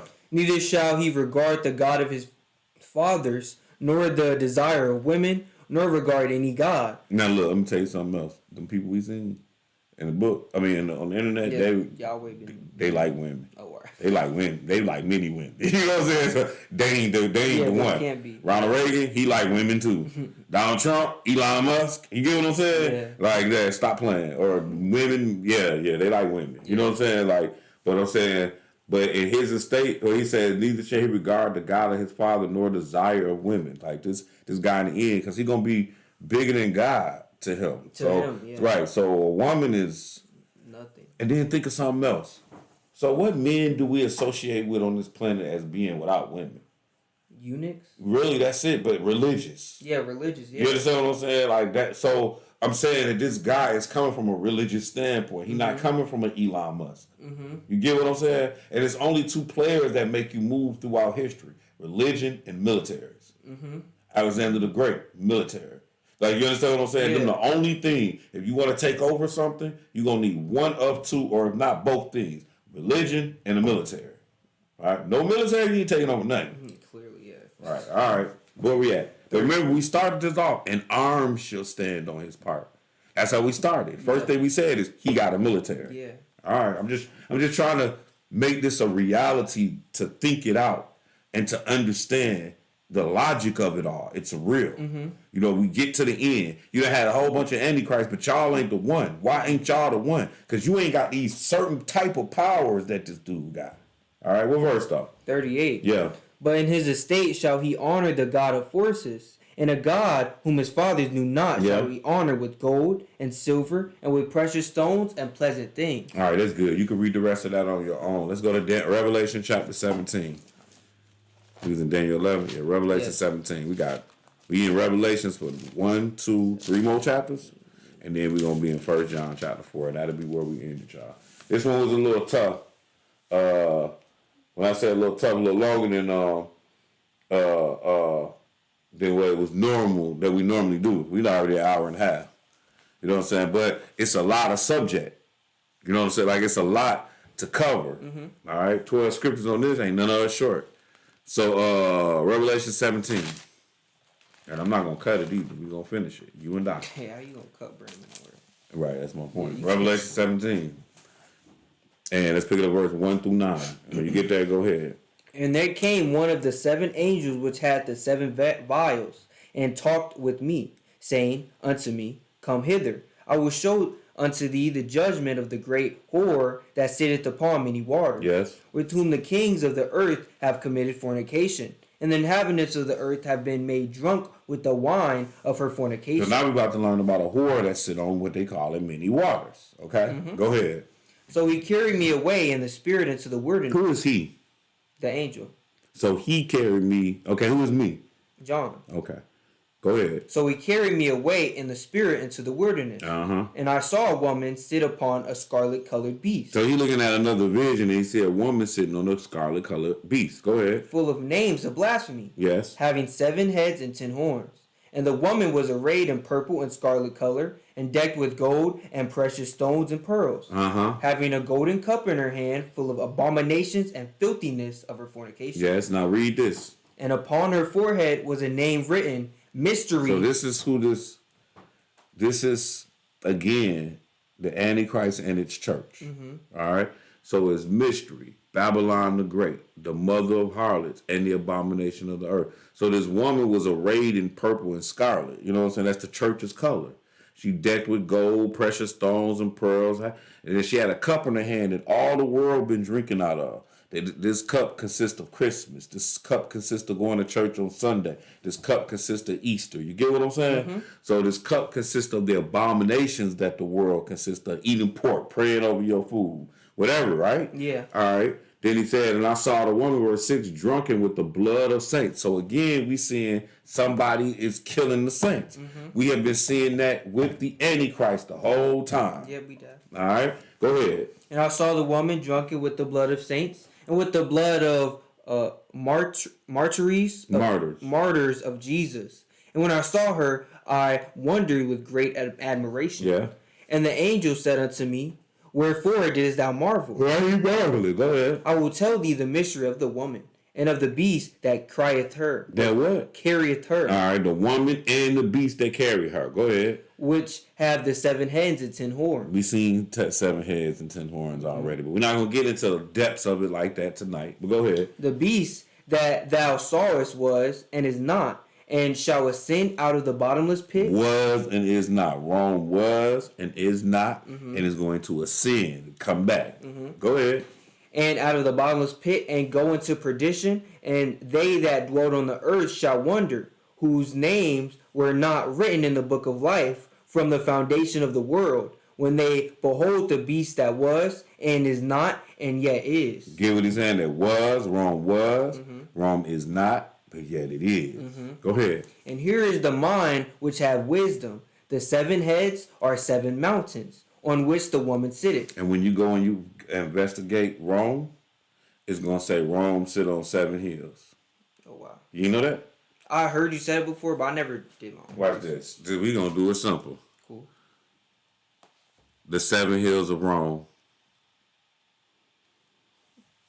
You see how that works? Yo, this is all crazy. It's real though. Yeah. Right. Just that simple. We hit the 7 hills of Rome. It says the other hills are Capitolian. It just start naming them. Like it's just like everybody knows Rome has 7 hills. You know, like, but surely you know this too. It's not a great mystery.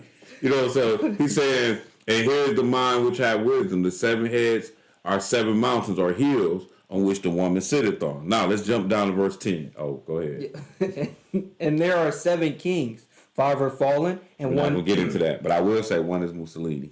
And one is, and the other is not yet come. And when he cometh, he must continue a short space. Go ahead. And the beast that was and is not, even he is the 8th. And you're not getting into that. As a matter of fact, they are, verse 13, these all have one mind, and they give their power and strength unto the beast. Go ahead, verse 14. These shall make war with the Lamb, and the Lamb shall overcome them. So look, they gonna make war with who? The Lamb. Jesus. Jesus. But who gonna win? Jesus. Go ahead. And the Lamb shall overcome them. For he is Lord of lords and King of kings. Kind of telling you when he's going to overcome them in the end. Go ahead. And they that are with him are called and chosen and faithful. Yes. And he said unto me, the waters which thou sawest, where the whore sitteth, are peoples. No, so when we was reading earlier, because it said, verse 1, it said, and there came one of the seven angels which had seven vials and talked with me, saying, come unto hither, and I will show unto thee a judgment of the great whore that sitteth on many waters. So the whore is the church. You see what I'm saying? Yeah. So she's sitting on the people, not just water. So now it's breaking it down. So it's saying, verse 15. That's where it was when it broke it down? When it's, Okay, he said, and he said unto me, the waters which thou sawest, where the whore sitteth, are peoples and multitudes and nations and tongues. Go ahead. And the 10 horns which thou sawest upon the beast, these shall hate the whore, and shall make her desolate and naked, and shall eat her flesh, and burn her with fire. For God hath put in their hearts to fulfill his will, and to agree, and give their kingdom unto the beast, until the words of God shall be fulfilled. Basically saying that all these countries over there really do not want to mess with Rome like that. But Rome going to end up having it at the end of the day. That's really what that's about. But like I said, we're not going to get, like I said, we're just touching the surface, bro. Okay.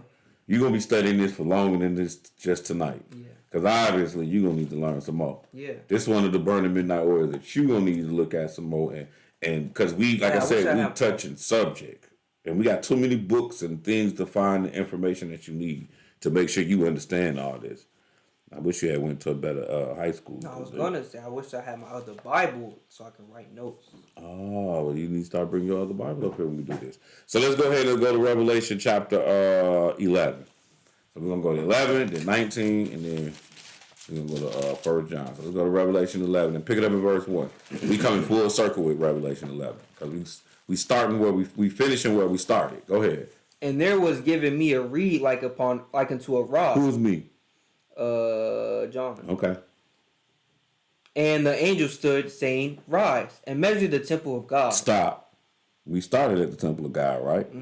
Jesus was talking, and I broke down the temple to you and told you that was temple number 2. Yeah. So this temple, so now when he say measure the temple of God, he's saying number 1 or number 2. It don't matter. Okay. Measure it. Okay. All right, go ahead. And the altar, and them that worship therein. So measure the whole temple. Go ahead. But the court which is without the temple leave out. So he's saying, but it's a courtyard that's outside the temple. It's just like we got this church. We're going to measure the church, but the outside, don't measure that. Okay. All right, go ahead. And measure it not. The front yard. Don't measure the front yard. Go ahead. For it is given unto the Gentiles. Oh, so we gonna get, so we own church property, but we're gonna get a front to the Gentile. Okay. You get what I'm saying? Yeah, you ain't about to get the temple spot. When Jesus walked past the temple, you ain't about to get that. You know what sit right there right now? What? Muslims got Dome of the Rock right there. Oh, I seen that. Yeah. Yeah. So good luck with that. Yeah. Yeah, because they look, talking about World War II was bad.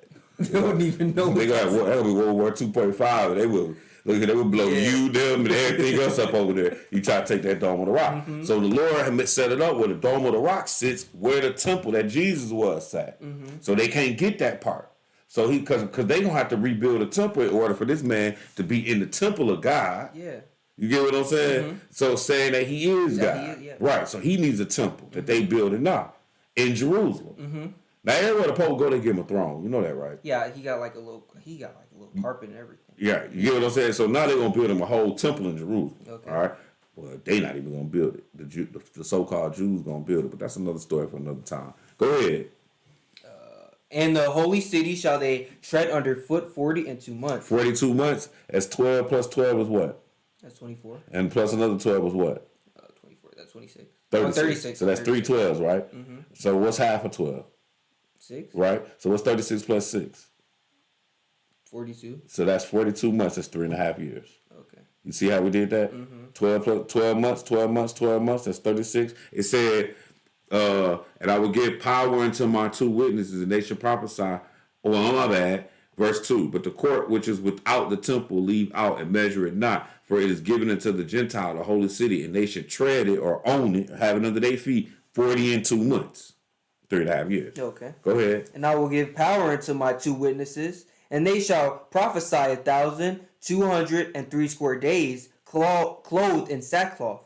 These are the 2 olive trees and the 2 candlesticks standing before the God of the earth. Mm-hmm. And if basically at the end of the day, you got the Antichrist here. The Lord gonna have some people on the earth that's gonna like a Moses type. You get what I'm saying? 2 witnesses. But like, would it be like one of us or like? Yeah, no? it would be. Oh, really? Yeah, That'd be pretty cool. but it's not gonna be you. Okay. Because you don't know no history. But you know, you won't know what's gonna happen in 30. You know, I could. You feel me? That'd be pretty cool though. You don't know no history. That'd be pretty cool. So you though. ain't gonna know what to do. If you don't know the past, how you gonna know what to do in the future? God be operating the same way. So you think if I study to be this, I could be this?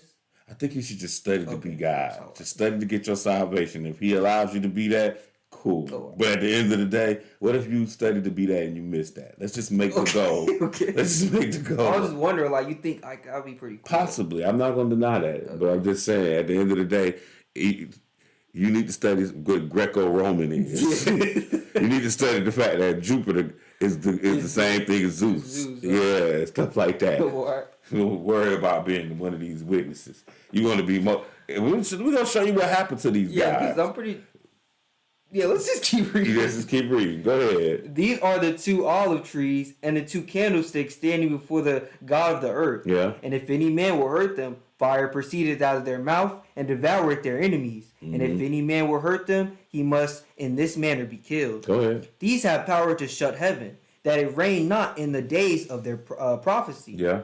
And have power over waters to turn them to blood, and to smite the earth with all plagues as often as they will. So they got some skills. Yeah. You would like those skills, huh? That'd be pretty cool. Okay, keep reading. And when they shall have finished their testimony, the beast that ascended. I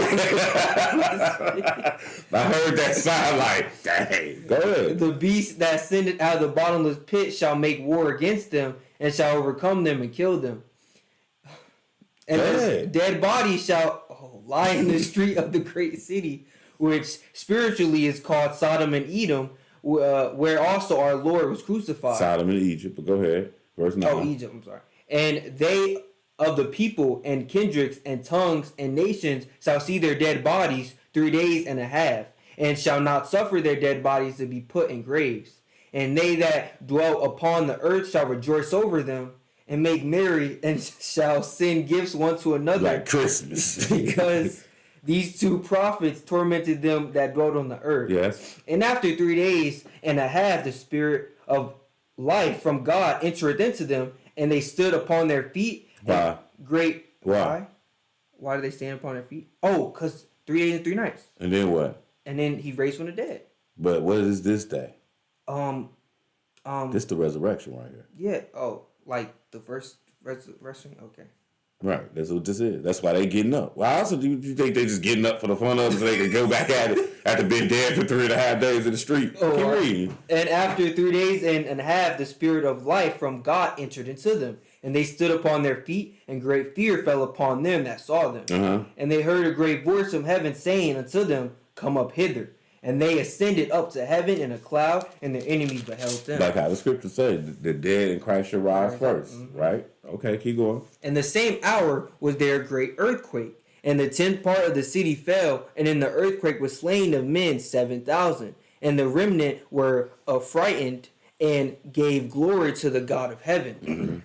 The second woe was past, and behold, the third woe cometh quickly. Go ahead. And the 7th angel sounded. Stop. All right, let's go to Revelation 19. We got one more after this. Revelation 19, and we got one more after this. I hope you guys are learning something here. I hope you learning something. You learning something. All right. Revelation 19. And let's pick this up at verse 11. When you get there, go ahead. And I saw heaven opened, and behold, a white horse. This ain't got nothing to do with the other pale horse and all that. Okay, go ahead. And he that sat upon him was called Faithful and True. Who was that?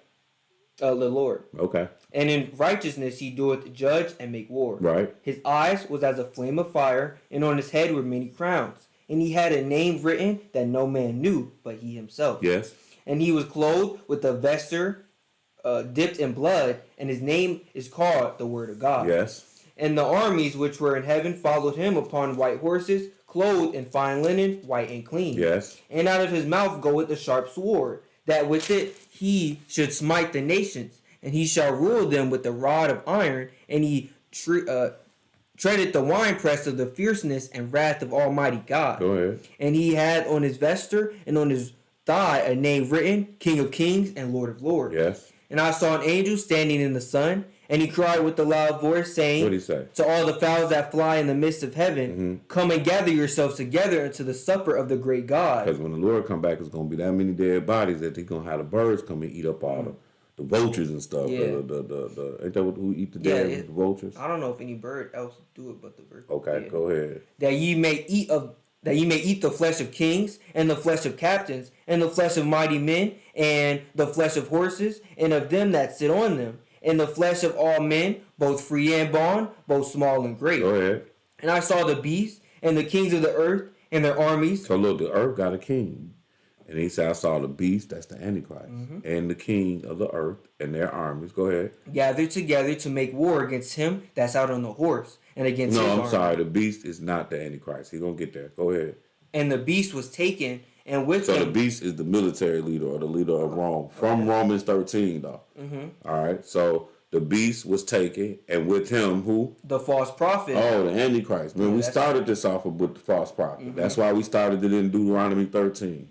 Go ahead. That wrought miracles before him, with which he deceived them that had received the mark of the beast, and them that worshipped his image. These both was cast alive into a lake of fire burning with So brimstone. the first two people that go to hell is the Antichrist and the military leader, the beast. The first two that's going to go to hell. They're going to be in hell 1,000 years before Satan. Go ahead. And the remnant... Are you laughing? I'm serious. Yeah, I know. Okay. Is it going to be them two? Yeah, it's just ironic. Yeah.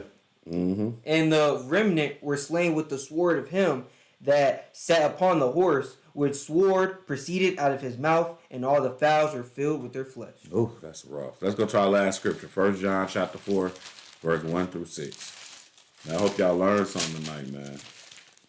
I hope this came out, It is difficult to make an Antichrist class easy, I think. But what inspired me was y'all conversation. And I'm like, Elon Musk ain't the Antichrist. No, we never say... I know. Right, Yeah, but no. You know what I'm saying? It's religious. You dig what I'm saying? Like the Antichrist. Now, there's a lot of things. One world order. Like, we got all that going. But at the end of the day, it's religious. You know what I'm saying? Like, we saw this dude a fake lamb. You know what I'm saying? Like, he spake like a lamb, but he was backed by the dragon. You know what I'm saying? This is religious. And I need you to remember that. You know what I'm saying? And that, everything is in the Bible. It say what it say. Like, you can't buy or sell unless you get a mark. Oh, well, what's the mark? It don't matter. Whatever it is that you need to buy and sell after you see this guy get over there to Jerusalem and say he died. You know what I'm saying? So how do I know that somebody going over there to do that? How I know he didn't do it right now? Number one, because, this is for everybody. You get it? This is for everybody. So you gonna know. You're not gonna make no mistakes and take marks of the beast and stuff. Yeah, that'll be... All right. 1 John chapter 4, verse 1 through 6. When you get there, take off. Beloved, believe not every spirit, but try the spirits, whether they are of God, because many false prophets are gone out into the world. Hereby know ye the Spirit of God. Every spirit that confesses that Jesus Christ is come in the flesh is of God. Yes. And every spirit that confesses not that Jesus Christ is come in the flesh is not of God. Yes. And this is that spirit of Antichrist. Right. Whereof ye have heard that it should come, and even now already is in the world. Come out the Antichrist. It's saying it shall come already in the world. Go ahead.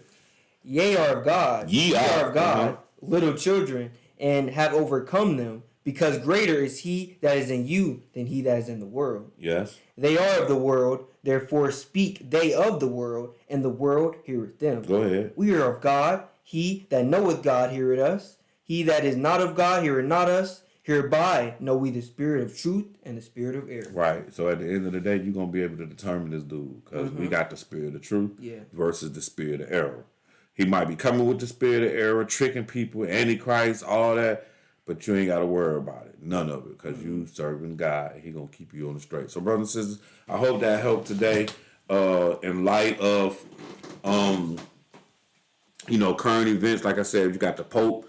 He ill. He might not, I was reading something today or watching something, that he doing a little better, but he ain't gonna live. He not gonna live forever.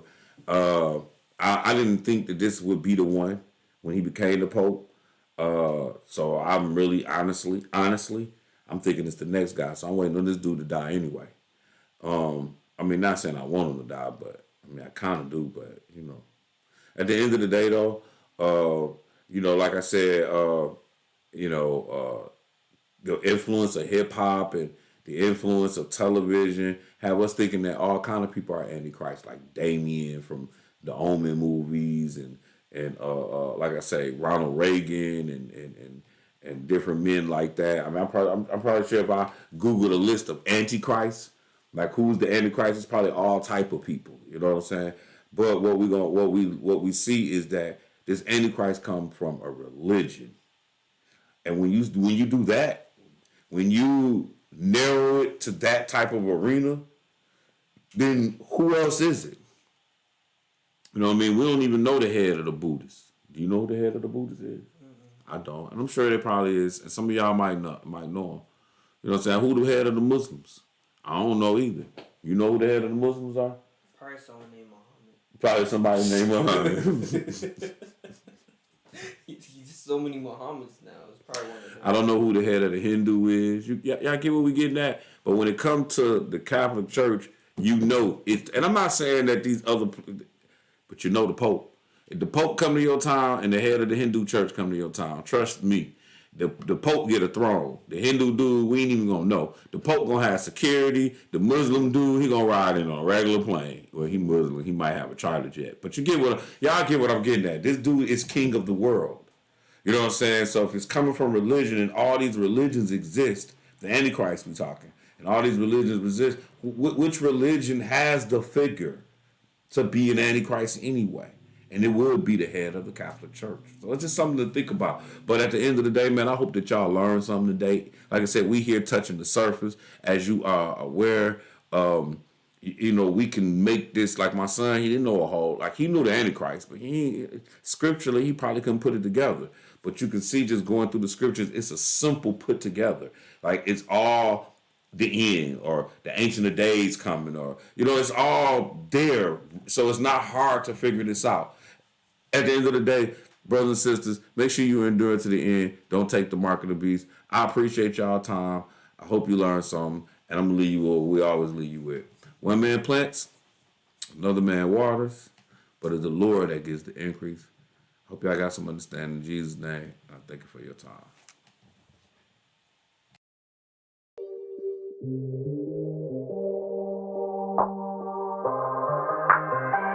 Truth, boss. Yeah. Who shall teach knowledge, make them understand doctrine? Who shall teach knowledge, make them understand doctrine? Who shall teach knowledge, make them understand doctrine? Line upon line, line upon line. Who shall teach knowledge, make them understand doctrine? Who shall teach knowledge, make them understand doctrine? Who shall teach knowledge, make them understand doctrine? Line upon line, make them understand doctrine. They say knowledge is power, so this book I devour, not physically but mentally. The way these words got into me, started sweet but once in me got bitter, so I spit it back. Preach the truth, the world spiritually drunk, sipping 80. I got the bread to life, he got a law. I'ma read your rights, ain't sugarcoat nothing. I open script and I'ma read it right. Study to show thyself approved, you got to read it right. Everyday hell, I'm just trying to show eternal life. I'm just trying to show eternal life. This burning all at midnight. Who shall teach knowledge, make them understand doctrine? Who shall teach knowledge, make them understand doctrine? Who shall teach knowledge, make them understand doctrine? Line upon line, line upon line. Who shall teach knowledge, make them understand doctrine? Who shall teach knowledge, make them understand